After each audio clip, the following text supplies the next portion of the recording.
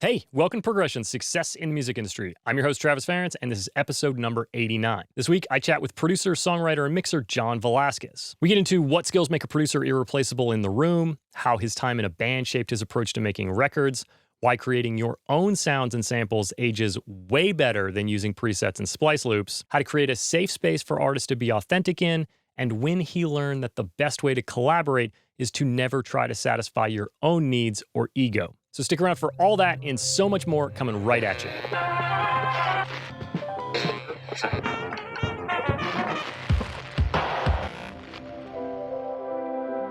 You've been told that making the music is all about your network and that if you can just make the right connections, then your career will take off. But what you haven't been told is that you don't have to make those connections because you've already got them. Today, I want to chat about why networking is more about time than it is about people. So let's lay out a scenario here that we've probably all been in. You're at an industry event with a stack of business cards, and you're determined to meet the people that are going to change your life. You spend the whole night dropping your elevator pitch on complete strangers and lurking in the orbit of successful people you recognize in hope for an opportunity to jump in and tell them about your music or your work. Ultimately, you leave the event exhausted and a bit defeated, convinced that nobody will let you into their circle or give you a single opportunity. What you don't realize, though, is that you were probably one of the few people there that were actually talking about work. If you were fly on the wall and could hear the conversations that you were interrupting with your business cards, you'd probably hear a lot of stuff like, remember freshman year of college when, or how was your daughter's first birthday party? Or remember the first record we did with so-and-so? All these people that you are convinced are keeping you on the outside of the circle are just friends hanging out. They aren't conspiring to keep you out of the industry. They're just doing what they've done since they started out as interns or met on the first day of class. This is what no one tells you about networking. Real networking is making friends and relationships, not cold emails and business cards. Opportunity in this industry takes time to develop. It's a bit of a rising tide. A crop of new people start out cutting their teeth,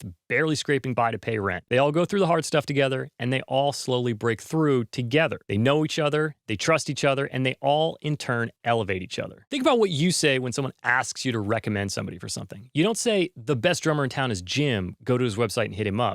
You say, my friend Steve would be perfect for this. I will connect you guys. Why? Because you know and trust Steve, and you want to see Steve win as much as he wants to see you win. The reality is that this industry is about friendships. They might be formed growing up or in school, they might be formed at the office water cooler or making a record together for weeks on end. Regardless of how it happens, these friendships are the basis of your network and the connections that will actually help your career. Remember, this industry revolves around trust, and there are few people that you trust more than your friends. So next time you're frustrated and feel that you're being left on the outside of the circle, look around at the people you're starting this journey out with, the people you're grabbing beers with or having over for dinner. These are the people that are going to make up real career-spanning connections for you. One day, decades down the line, after interns become hit producers and admin assistants become record execs, you'll all just be friends at a Grammy party reminiscing about the early days, while the new kids in town run around trying to figure it all out. So next time you're frustrated by networking, just remember, making music with your friends is way more fun. Today's guest is producer, songwriter, and mixer John Velasquez. Based out of Los Angeles, John started his career as a member of Max and the Moon, an alternative rock band that was signed to Cherrytree Records, where they were label mates with artists such as Robin, Sting, and Disclosure. Not too bad. And since stepping out of the artist spotlight and focusing on production work, John has worked with Zella, Lindsey Black, Ella Voss, and most recently, Vacations. He's super talented and a great hang, so welcome to the show, John Velasquez. What's up, man? How are you? Thanks for having me. I feel like I was saying earlier, we have conversations every day, and now it's like, whoa, we're recording it, and oh, don't say something stupid. I almost cussed right now. And that's fine. Like, that's fair game. Yeah. Yeah. For anybody who's just listening, this is the first ever Progressions in-person interview. I'm not gonna lie, I'm a little nervous. I'm honored. Dude, so we've known each other for a long time. We first met, I don't know, it was like 8 years ago, something like that. Yeah. I was engineering one of your band's EPs. Cameron Lister was producing. Yeah.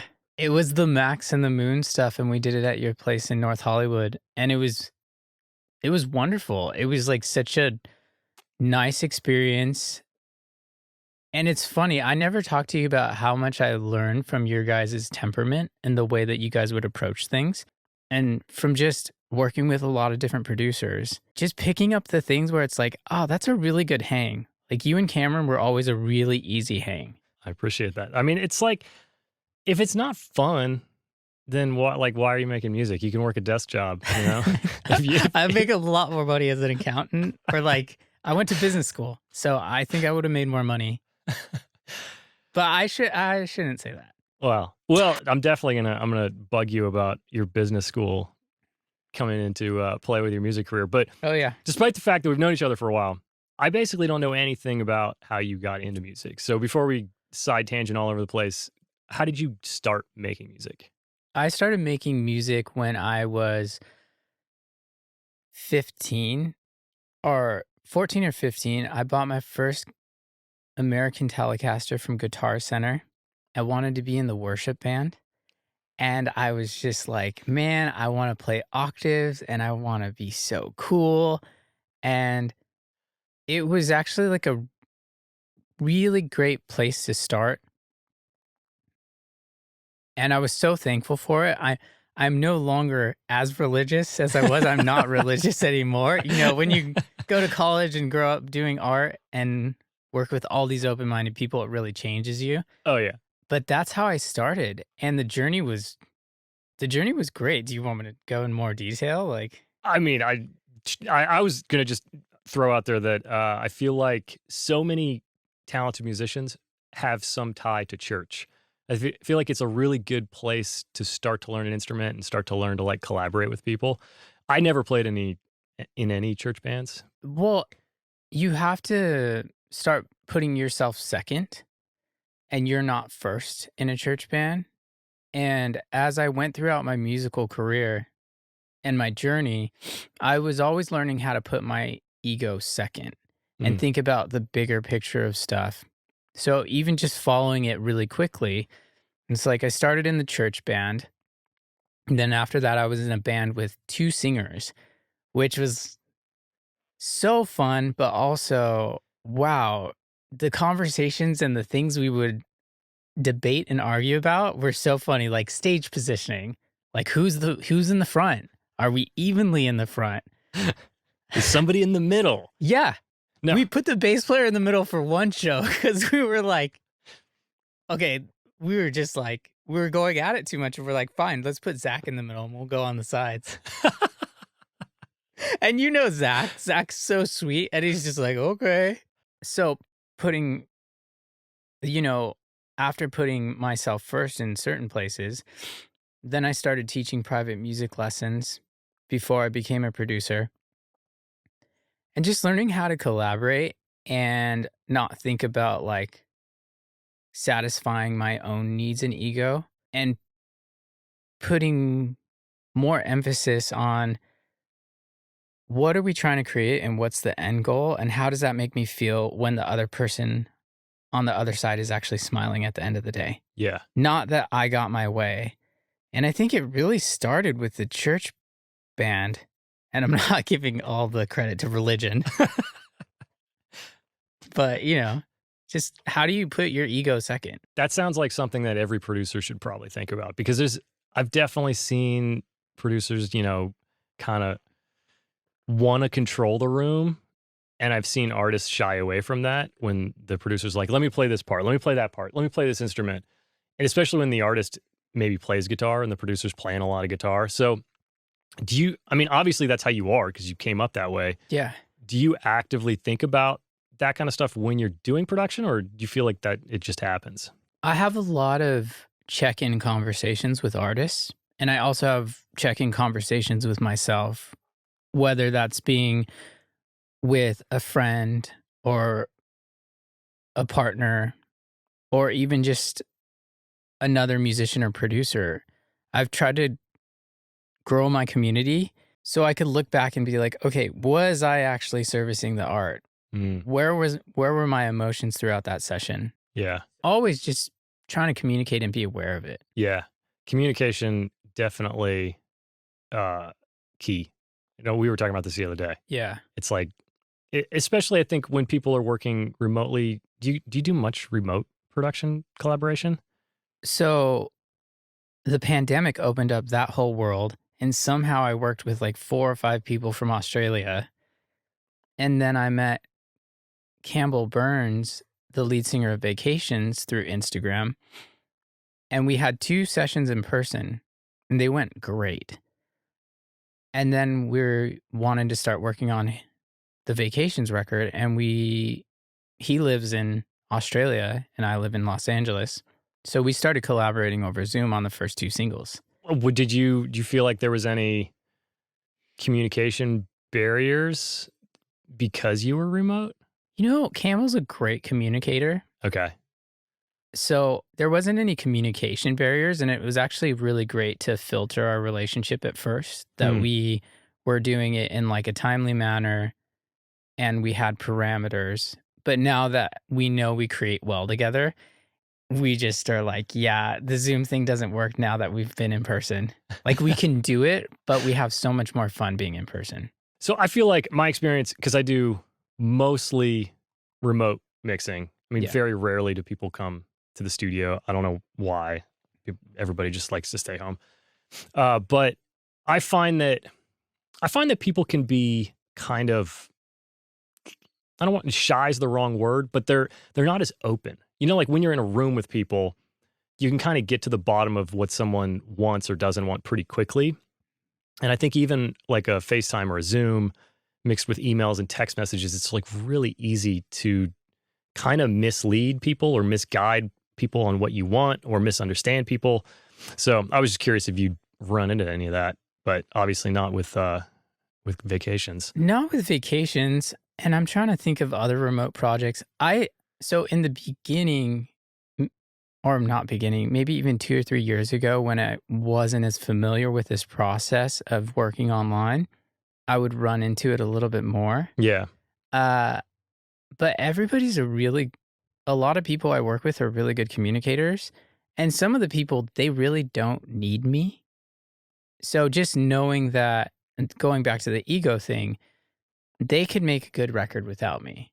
Yeah. So putting that in the forefront of my mind and then thinking, okay, so what am I there for?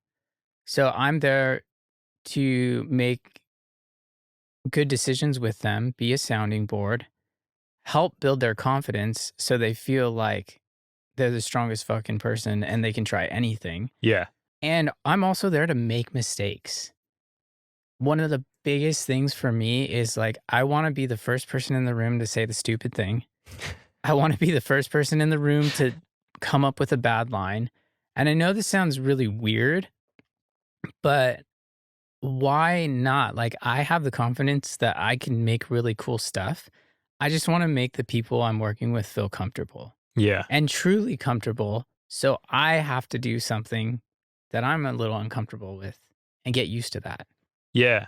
I don't think nothing creates a safe space as much as being willing and open to throw out an idea that maybe is going to be great or maybe is going to be a disaster. You know, it's like one of those like borderline ones where you're like, eh. Because then they see that. They're like, well, he's comfortable going for it. Like, I'm going to go for it too. You know, I think that's like a silent lead. You know, you're like leading people forward like, all right, it's cool to, you know, fuck something up every once in a while. Everything's fine. We're just going to let it happen. Well, and I'll ask you, like, how many times has someone said, this may be a stupid idea, or like you laugh at the idea? It's a laughable idea and the room just busts up. That's when I'm like, oh, I know we just broke the ice and we're probably going to be onto a reiteration of that idea and we'll make up something really cool. Yeah. Because now we're not just going through the steps. I mean, every idea comes from somewhere too. And it's like that initial spark might be hilarious or like, you know, laughable or whatever it is. But I've definitely seen, I can't remember, I've seen somebody throw out a weird lyric. It was a writing session on a song that never came out that I wish I could talk about, but I can't. Throw out just an absolutely bizarre lyric, which definitely influenced the entire verse lyric. And he kind of threw it out there as this is kind of funny and we're all working together for the first time. And it actually turned into like, I really like that. That's different. You know, and you're like, okay, all right, this is the party that we're at. Okay, I get it. But that session started with the artist sitting down and saying, no stupid ideas, I want to hear everything. Yeah. And, you know, and then my buddy testing that with, what he thought was a stupid idea that's now like, you know, a main line. And then now he's like, he tells all his friends like, oh yeah, like, you know, that 15% writing credit, like, yeah, I got that. that chorus line. And they're like, you're a genius. It's like, I was being a dumbass. Yeah. Well, I mean, hey, that's why we're here. We're having fun, right? Yeah. I do want to go back a little bit because I think that you've probably had some experiences playing in a band that I think a lot of artists and musicians can resonate with or take some advice from if you're willing to go back and talk about Max and the Moon a little bit. Yeah, whatever you want to talk about. I feel like when we were working together, you seem to have some hype going on. I know you were playing a lot of shows in LA. Do you have any advice to people about like building an organic, real following? Because I feel like, especially these days, people are paying for playlisting. They're maybe not playing shows. I know you guys were playing a lot of shows. What got that momentum going for you guys? Well, the music climate is completely different now. Yes, it is. Blogs were a big thing. Being featured was a big thing. So what I would go back to, because this is a conversation I have almost daily with some of the artists that I work with that are more developing. Because I work on like half label stuff, half artists I'm really passionate about. And I tell them at the end of the day, I want you to be fulfilled and I want you to put a version out of yourself and encourage you to put a version out of yourself that you're proud of. So whatever you're doing, use that as your guiding light. So on TikTok, if there's trends that you don't like, don't make videos about those trends just because they're big. Because at the end of the day,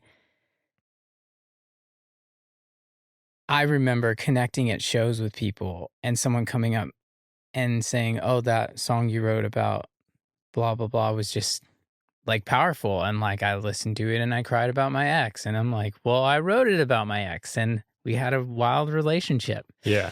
So I guess I would give different advice to everybody, but I would just say, always just follow your path and stay in your lane. And trends are gonna go. And same thing with like samples and sonics. The more that you make your stuff and that you're making it and not using a sample pack and other things, the better it's going to age. If you look at like David Bowie and if you look at like Nick Drake and some of these people that were just prolific in their time, they were just doing them. Yeah. Yep. So for you sure. just have to do you.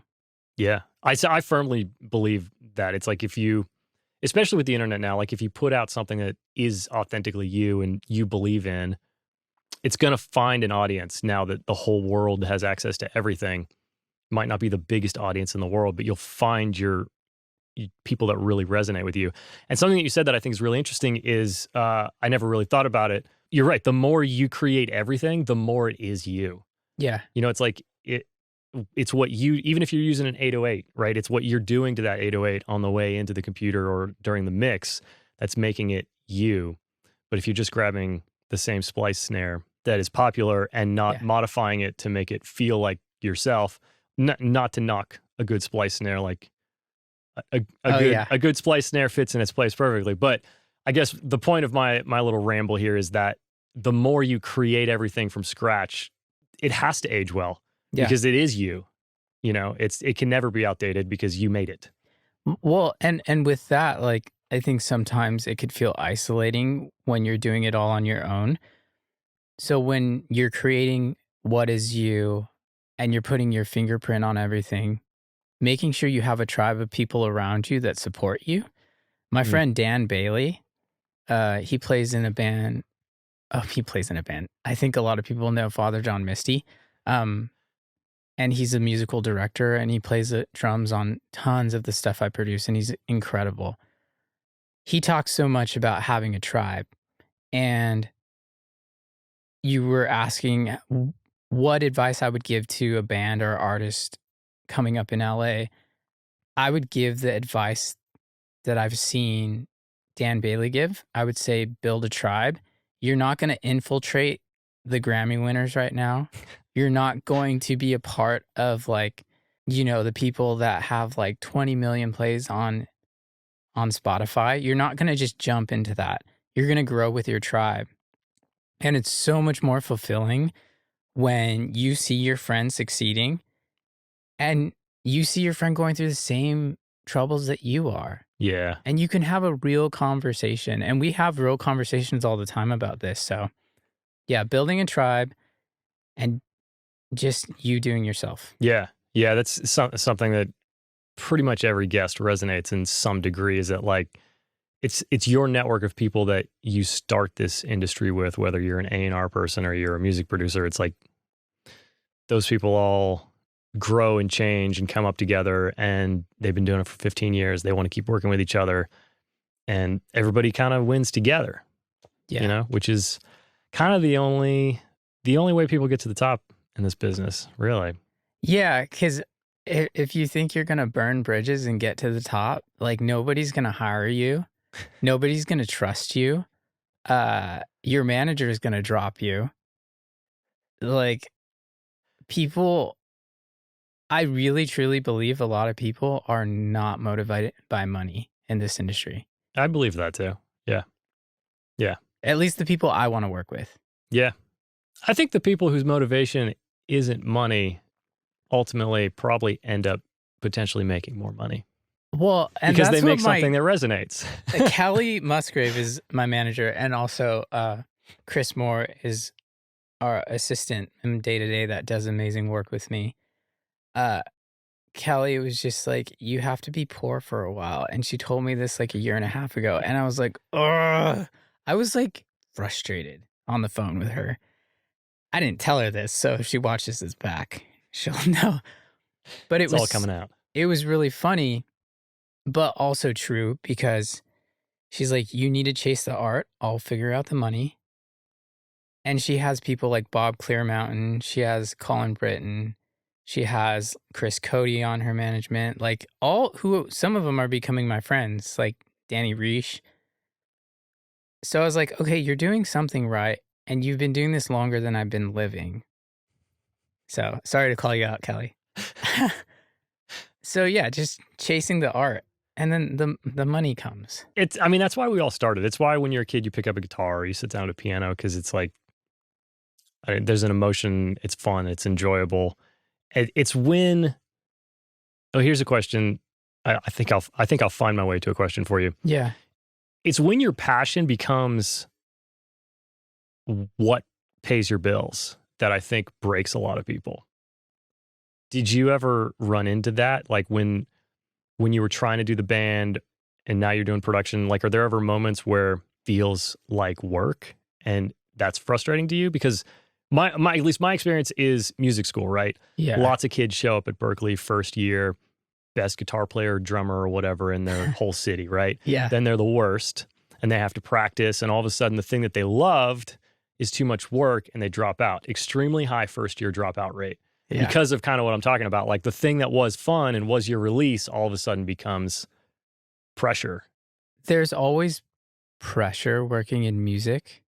And I'm trying to formulate how I even feel about this, because I'll wake up and like I feel like some days I'm just like, I'll find myself in moments with artists that I'm working with and just watching them do their thing. And I'm like, you are brilliant. You're one of the best artists in the world. Like Campbell, Georgia from Broods, Zella Day, just they'll do things and just like, this is my dream project. Someone was asking me, I was hanging out with them. They're like, what's your dream project? And it felt really funny because they were like expecting me to say like, I don't know, maybe for them like Rihanna or like blah, blah, blah. I'm like, working on bands like Vacations, like around 8 million monthly listeners. Campbell loves his work. He puts his heart into everything. The whole band are really great people. And we're making a record that the only worry for us is, does this move us as individuals? We're not thinking about how it's going to perform. The manager's thinking about that. That's fine. That's what they're for. Yeah. But we're just like, what do we create that makes us inspired? Yeah. Yeah. Those are all the best projects I've been a part of. The ones that that's where they come from. The best producers I've always enjoyed working with, that's like the approach that they take. But Yeah. So I'm not sure if I answered your question. I don't even really know if I hit a question. I guess it was a statement question mix. It happens on the show all the time. Sometimes I'm tired and I feel broken. I had that last week.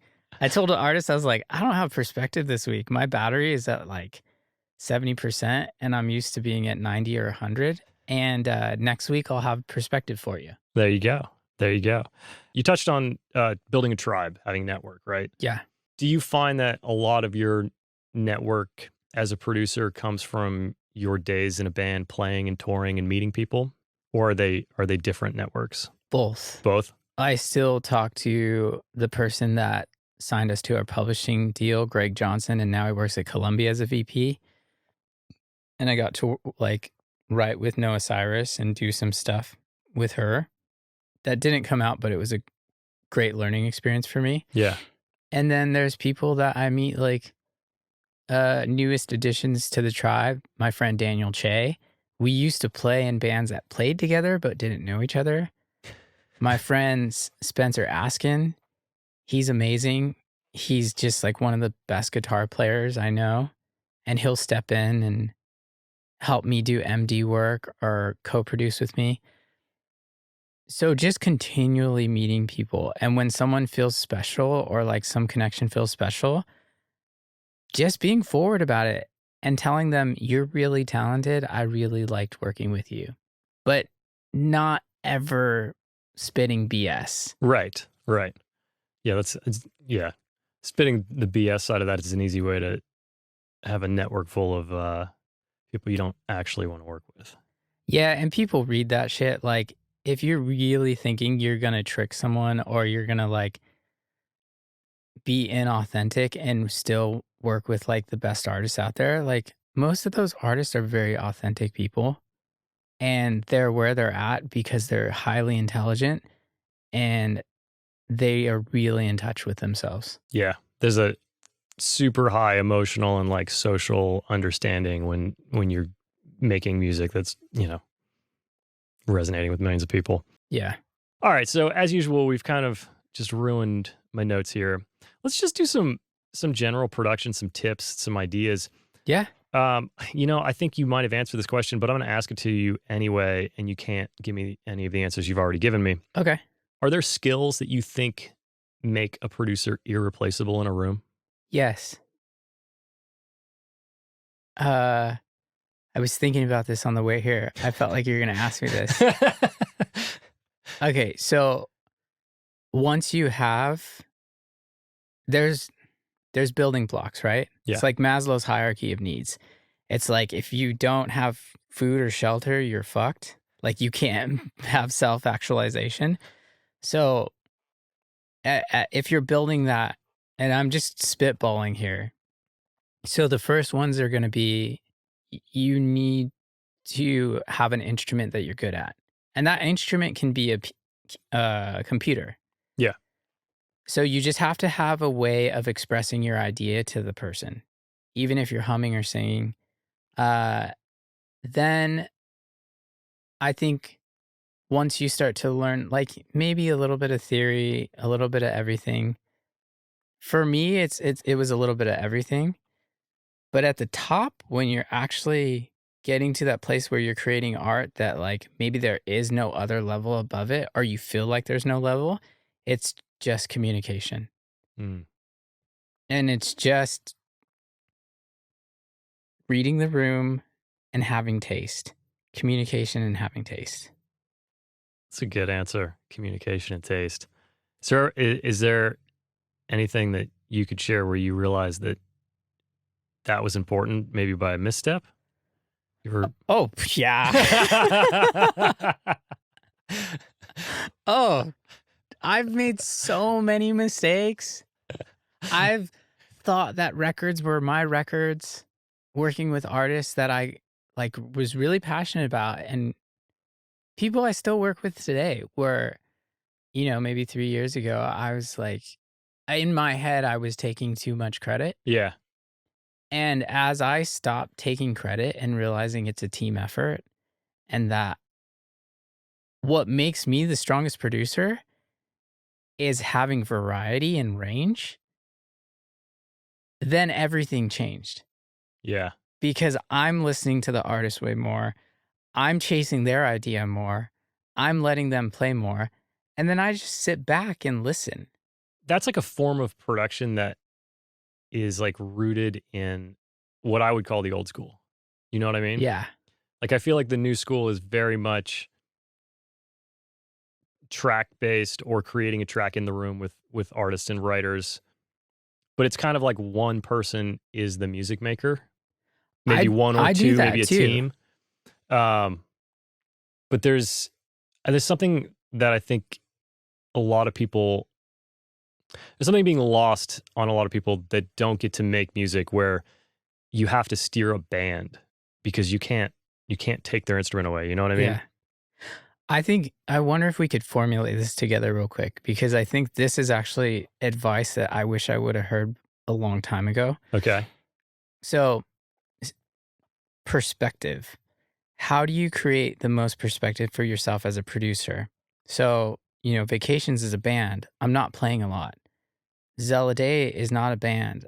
I was just emailing the label like they were asking for liner notes like, what does everything else mean that you played? I was like, oh, I was bass, I was keys, I was guitars, I was mellotron, I was everything else, Right. just not the vocals and drums. Yeah. And when doing that, and when you're working with other artists, trying to use yourself as a tool, like how do I snap in and I'm not the producer anymore? If the artist is in the room, you could just feel their energy if they're excited about something. So using yourself as a studio musician and then going like, okay, I'm going to take a 5-minute break, walk outside, come back in. And when I walk back in, I am now in edit mode. Yeah. That leads me to this one thing that kind of guides my whole creative process. And my friend Barrett Schlegel told me this. He was the first producer we ever worked with. He said, create like a child, edit like a scientist, and detach like a warrior. If you know what step of the creative process you're in within those three, you can make better decisions and make better art. That's fast. Okay, can you say that one again? So, create like a child, Yeah. edit like a scientist, Yep. and detach. Did you say Yeah. detach? Detach like a warrior. That one's big, Oh my God. right? It's I mean, so big. so that's that secret ingredient that I think a lot of people don't get to. Well, yeah. And this interview is going to be filled with metaphors because this is how I talk all day long with artists, and I love it. But yeah, detach like a warrior. If you're on a climb, if you're on a hike, like if you don't stop and look out and look at the plateau and see where you're at, how the hell are you going to know where you are? So if you keep looking from your own perspective all the time and trying to make something perfect and you can't let go of something, like how later on, how will you ever see that item on your shelf? And then be able to go like, I'm proud of that, or that's not the direction I want to go. Yeah. So if some people have a hard time detaching and they have this image of what they want, and sometimes it's the second or third try, it's not the first try that you get it. Yeah. So it's like the second EP or the next single. Yeah. I'm still stuck on detach like a warrior because what that speaks to when you say that it speaks to like perfectionism, which I've kind of battled because I feel like Yeah. if you're able to step back and keep perspective like you're talking about and detach, I've never used that word in this context, Yeah. from like the mix in my case, I feel like you make better decisions. Mhm. One of my new things is I know I've told you is I now work on everything less. Yeah. And I mean, yeah, partially it's because I have a baby, but also I'm just finding I'm getting better and faster results by spending an hour or two on a project, moving to another project for an hour or two, Yeah. and then maybe a third project or maybe back to the first one. And you're fresh and you're not like stuck in like a vocal EQ, like at the end of the day when you like totally ruin something when you're Yeah. tired and lost in it. You always have perspective. So Yeah. No, I love Yeah. I love that. It's good. It's That's good. cool. I like what you said about just working on things less. I learned that when we went to work with Jay Joyce, this really great producer in Nashville. We worked on the Zella Day record with him, and he told me on the phone, we were talking, and he's so funny. And I'm like, I have all these notes and all these references because we'd been writing and doing pre-production together for like a year. And he's like, that's cool. He's like, I'm like, do you want to see them? He's like, nah, not really. And I was like, what the hell? Like, how are you going to be invested in the record? He's like, dude, we're just going to have fun. Like, and then when we were there, he's just like this older guy. And he's just like, he's so raw and real. And he's just like, we're just capturing fun. Like, don't push people into performances. Don't wait to give people advice. Like, so in my head, I always have like a list, Yeah. but I don't show everybody my list. And then I wait to be like, okay, it's time for that note. Right. And then I'm like, that note's not relevant anymore. So what's my word count for the day? And like shut the fuck up. Like seriously, and just let the room be the room. Yeah. You know, it's funny. I think about times I've worked on projects where, like, you know, people have been going all night. They go home, sleep for a few hours, come back to the studio, and like somebody always wants to start with a list. I'm like, I was listening to it on the way in. I think we got to redo the bass, and I don't like the groove on this, and blah blah blah blah. And then realistically, a lot of people probably have those same thoughts. Yeah. But now you've brought this like task list of potential negativity in, when half those things, you're right, are probably going to get resolved because the drummer is going to be like, I don't like the tambourine groove. Let's redo it. Yeah. That's interesting. Yeah. And you probably like, I mean, even, well, I don't speak for you, but like, even with like your baby and finding timing and like how you approach things in life and finding rhythm, it's so important to create an atmosphere that people want to actually be in. Yeah. So yeah. your note, like speaking to everybody, your note is usually not that important. Yeah. And what's more important is you connecting with the artist and you helping them see a perspective that you see. And then they'll probably come up with the same notes as you. Right. Right. And then they trust you more. Yep. Yep. Okay. So you've kind of touched on studio tricks. One being not sharing your notes. All metaphoric. Like all metaphors. There's nothing technical. I'm not going to talk about my soothe setting. I could. Is there anything you do either, you know, I don't know, we'll leave it totally open. Yeah. Is there anything that you do that you think's particularly weird that you love to do that you want to share? Oh, okay. Besides use a lot of metaphors and not share your list. I don't know. I steal tricks from everybody I work with. Like, or I'm inspired by all the tricks that everybody I work with does. And if we're not getting weird and we're not feeling like something is like we haven't gone too far, we probably haven't found anything cool. So, I'm trying to think. I like can't really pick out gear. There's so much gear around us and there's so much gear in our life. Like gear doesn't matter. Gear doesn't matter. It's just inspiration points. Like I found a judder pedal that was cool by MWFX, but I could live without it now. I used it on enough records. Man, am I to that point in my life where I'm like, it doesn't matter. Well, the good news is it's cheaper in that space. Yeah. I don't know. I guess, what do I do that's weird? I think maybe one of the weirdest things I do is encourage people to waste time. Okay. I like this is weird. Okay. Continue. So in writing sessions, we're very efficient, by the way. Like sometimes I'll get a song done in 5 hours from writing to like production and be done. Oh, damn. So when I say waste time, it's not really wasting time, but everybody thinks it's wasting time. And I'm like, let's turn the loop station on and do 30 minutes of like sound and record it into the loop. And let's just do 30 minutes of like fun. And I guess wasting time is having fun, searching for a tone, not making it frustrating, but having everybody playing and jamming, doing all these different things. A lot of times I don't use any of it. Maybe I'll use like a snid bit, but I think that's probably the weirdest thing I do is I encourage everybody to have fun and waste time. And then if we have like an hour of productivity in a 4-hour studio session, I'm stoked.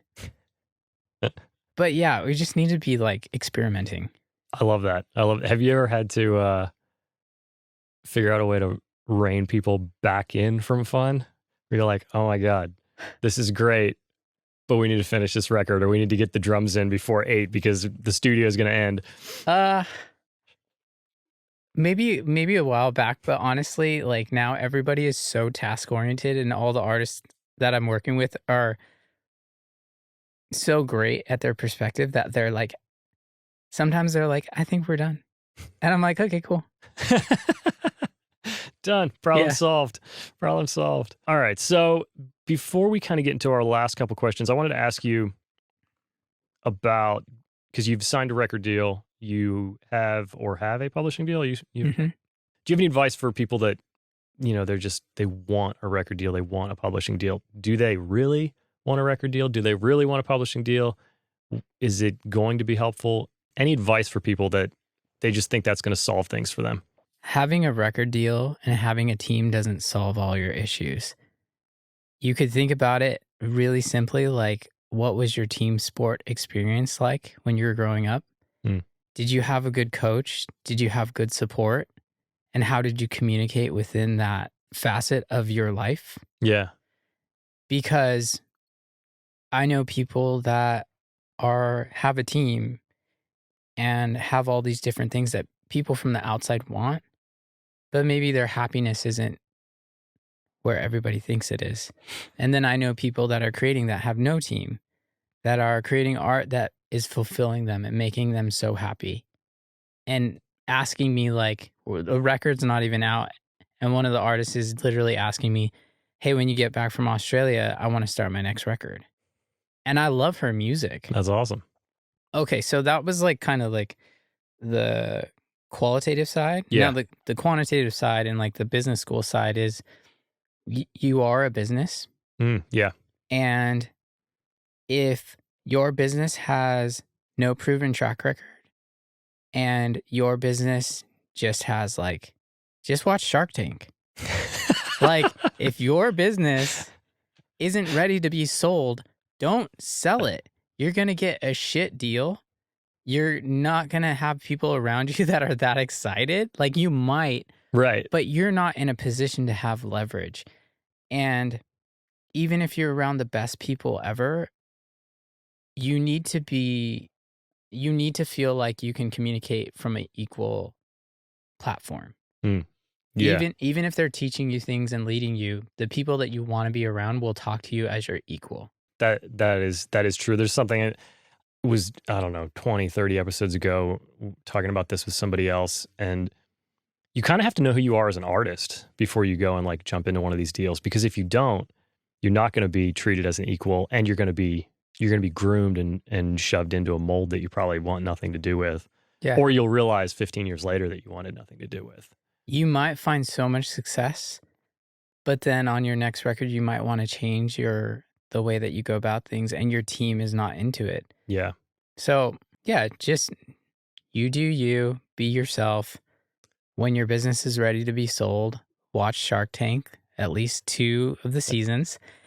And honestly, music is more complicated, but that's kind of how it works. Yeah. You get more of your percentage bought from you. You get less money up front. You have to have a good lawyer. And I would do things different now, but I don't regret it, because now I'm in a place where like I wake up every day and I get to do music. It's a good place to be. Yeah. Good place to be. I did remember while you were talking about business that I wanted to ask you if your background in business intersects your music career at all. Like you some of the things you said made me think about like branding. Do you ever think about like how an artist is branded or how they might want to present themselves to the world? Or, obviously bad business decisions are bad business decisions, but is there anything from that business world that you think about regularly? Most definitely. In like authenticity, one of the biggest things that was annoying in business school was all these like hot words like synergy and all these things that like That's right. made no sense because they had no meaning behind them. And it all comes back to just being authentic Yeah. and finding the language that works best for you to communicate for yourself.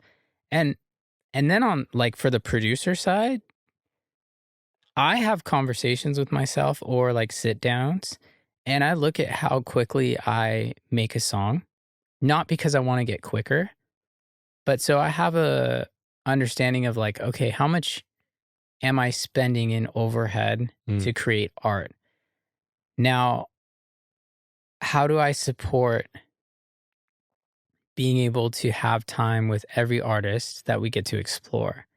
And like, how do I create a system with my management where people don't feel like time is up?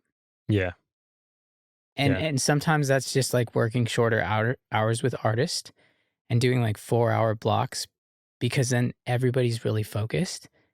And then I know I have the bandwidth that I could work 2 hours before and 2 hours after. Yeah. If I try to get them in an 8-hour session, I'll get the same thing out of them in a 4-hour session. True. So get them out of the room, do your stuff before and after. And then for myself, take care of yourself more, like with health and other things. And then you'll have more time to explore. Yeah. Well, yeah, something that you touched on that I really have just come to just believe in is you have to know, you talked about how long it takes you to finish a production. Yeah. You have to know how long it takes to do the job that you're doing. Yeah. Or you will never know how much work you can take or not take. Or really ultimately what you're getting paid. I mean, if it takes you 7 months to make a record and you're getting $25,000, it's not a good deal. Yeah. That's a bad place to be. Well, and it's all like, what is it that if you're getting paid that much to make a record, but it's fulfilling and bringing you other work, and you also get to work in between on other things. Yeah. So it's all weighing it out in a certain way where you're not chasing the money, you're just looking at it. And you use it as one data point that may be equal weight or less weight than is the art that I was creating this year better? Are the people I'm around better at their art? Do I feel better as a person? And for me, it was listening to my manager when she told me, when I finally just started listening. Like the first year I didn't listen. And then she's like, okay, listen. And I told her at the beginning of the year, I'm like, I'm going to listen to you and I'm going to do what you were telling me to do. And then I was in the room with Cold War kids. I'm going to Australia on Monday to do a record with a band that I love. Yeah. All these things started happening. Yeah. Yeah. And I was not chasing money. No. And you were listening. Yeah, I was listening to listen to Kelly Musgrave. Get her to manage you. So obviously then it sounds like management has been really helpful for you. Do you think that it's helpful for everyone? Or do you think it's just been a good fit? It's the right person in the right time for you? Oh, yeah. What you said. Right person, right time. Yeah. And not everybody's ready to listen. Yeah. Don't be a part of a team if you're not ready to listen to them. Don't work with people if you're not ready to actually take advice and collaborate. Yeah. A lot of people are not ready. That's true. That's actually, disturbingly true. Yeah. Yeah. Yeah. But a lot of people are ready. Yeah, no, yeah, exactly. Totally. So before we go, I've got 3 questions that I ask everybody now. The first one, kind of a fun one. It's a new question. I don't know if you've heard it. Basically, it's just a music recommendation. Are there any artists or bands that you love that you think more people should listen to or that had a big influence? Oh You my got to God. keep the list like bearable because I got to put links in the show notes. And Yeah, that's fine. Can I just get my phone? yeah. Oh, your phone is your camera. Oh, my phone is my camera. Okay, wait. So, well, okay. Shameless self-promotion. Jackie Marshall. Okay. She's amazing. She's from New York. I'm working with her, and she's just awesome. She won like an ASCAP award. Like, I think in a couple of years she can be big. Lily Joy. She's amazing. We just finished an album. I mean, I love everybody I'm working with. Okay, and then I'll talk about people I'm not working with. Twain. This band from Texas is amazing. Okay. This song called that's what's on my mind. Thank You for Joyce is the song. There's a lot of really good music. Polo and Pan, I sent you that link. I think yeah. Man, the music thing is endless. You know what would be cool is I could make a playlist for you and you could attach it to the link. Let's do that. That sounds more fun. Yeah. So, all right. So find John's playlist in the show notes down below. And so then the traditional questions that I ask everybody is, was there a time in your career that you chose to redefine what success meant to you? Like every other day? Like every single day? But no, like I think every time I get emotional, either when like I'm touring with an artist I've worked with, or I listen to a song and it just makes me feel so happy. I think the redefinition is just make things that I'm going to be proud of 10 years from now. And David Bazan told me that. Pedro the Lion singer. He was playing a backyard show at my friend's house and I was 15, 16. Amazing. And his parents were there. And it was so funny because I love Pedro the Lion. And I'm like, dude, like what? I love music. Like what advice would you give me? And he said that. He's like, in 10 years from now, are you going to be proud of what you're making? So throw out that fucking splice sample. No, I'm just kidding. Make something that you're like, that has a story. Yeah. That's interesting. I've actually been thinking about a couple of records that I've made over the last 10 years that I always go back to and always have like an impact. And then, yeah, it's a nice reminder to have that in your mind of like, am I going to want to hear this again? I mean, you know how it is like when you finish a project, like you might not be able to listen to it for a couple months, but then you go back to it and you're like, this was so much fun to make. And it's just like, that should be what you have a stack of when you finally, croak over. When you leave, like, like we all won't be here forever. And we're trying to make art and we're in a privileged position where we have a roof over our head and we get to do these things. So don't treat it lightly. Yeah. Like have fun. Don't take it too serious. But honestly, like put your heart into it. And like, here's a lyric thing. Don't write a lyric that you wouldn't tattoo on yourself. Ooh. If it's a shit lyric and you wouldn't put it on yourself, don't write it. But that doesn't mean that somebody else wouldn't tattoo it on themselves. True, but then that's kind of rude. And then we're getting into political things that you and I talk about that shouldn't be a part of this show. Perfect. Okay. Yeah. True. We're not conspiracy theorists. It's exactly. So we'll close it out with the usual. Everybody knows. What right now is your current biggest goal that you can share with us, and what's the next smallest step you're going to take to go towards that goal? Taking things day by day and really enjoying this Australia trip. And then when I come back, just using that to just be more inspired. Yeah. And keep sharing the knowledge that I learned from the artists I'm working with other artists. That's and just awesome. be happy. Maybe run more. I like running. It's good. It's good for you. It's good for you.